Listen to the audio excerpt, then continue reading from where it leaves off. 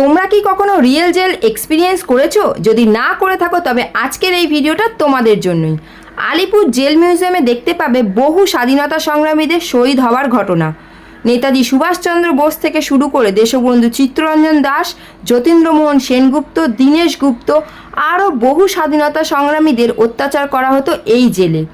এখানে রয়েছে একটা ফাঁসির মঞ্চ, যার সামনে অন্যান্য বন্দীদের জোর করে এনে ফাঁসি দেওয়া দেখানো হতো, যাতে তারা কেউ কোনো স্বাধীনতা সংগ্রামের কাজে লিপ্ত না হয় আর তাদের গোপন কথা ফাঁস করে দেয়, যা দেখলে তোমাদের গায়ে কাঁটা দিয়ে উঠবে।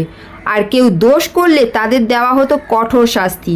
আর এখানেই আছে একটি ঐতিহাসিক কারাগার, যা কোনো রকম সংস্করণ ছাড়াই রাখা হয়েছে, যেটা দেখলে তোমরা শিউরে উঠবে।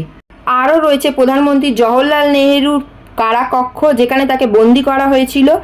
আর আছে লাইব্রেরি আর সেমিনার হল, যেখানে বিভিন্ন রকম আর্ট গ্যালারি করা আছে, যেখানে বিভিন্ন রকম এক্সিবিশন করা হয়।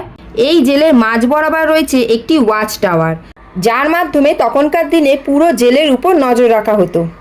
রয়েছে একটি পুলিশ মিউজিয়াম, যার মধ্যে তখনকার দিনে ব্যবহৃত অস্ত্রশস্ত্র তোমরা দেখতে পাবে। প্লাস এখানে আছে একটা প্রদর্শনী কক্ষ, যার ভিতরে আলিপুর জেল তৈরির ইতিহাস ও বিভিন্ন বিদ্রোহের ঘটনা দেখানো হয়েছে। রয়েছে দ্বীপান্তরের বন্দি জীবন, আরও অনেক কিছু।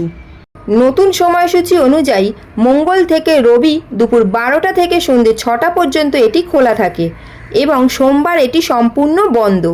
জনপ্রতি মাত্র 30 টাকা দিয়ে টিকিট কেটে আপনারা চলে আসতে পারেন এই মিউজিয়ামে। তবে বলে রাখি, যদি আরও কোনো ডিটেলস জানতে চান তাহলে আমার বড় ব্লগটি দেখতে পারেন, যার লিঙ্ক আমি ডেসক্রিপশানে দিয়ে দিয়েছি।